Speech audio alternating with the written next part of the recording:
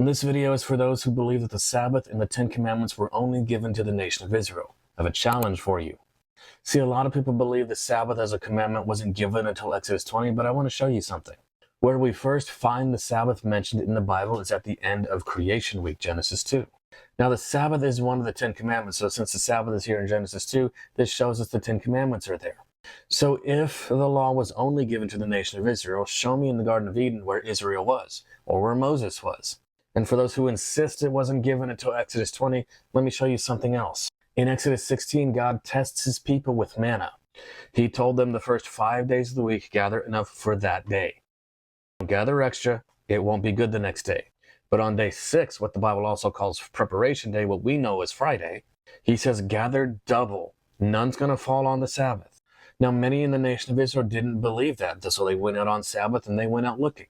Keep in mind the fact that there was also what the Bible calls a mixed multitude. Several of the Egyptians also followed them out during the Exodus as well.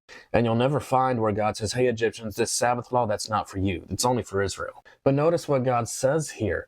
The people go out looking on the Sabbath, and God says, hey, how long are you going to refuse to keep my commandments? What's he specifically talking about here? The Sabbath. He says, see for that the Lord hath given you the Sabbath. And so what we're seeing is the Ten Commandments already existed long before Mount Sinai. And remember how God never made a distinction saying, the Egyptians, you don't have to keep the Sabbath? What we find in Numbers 15 is that the same law applies for everyone. Israel, stranger, doesn't matter. Everyone. The reality of the situation is the Sabbath was there long before Sinai. It will be there long after. And even Isaiah 66 says it will be kept in heaven and the new earth.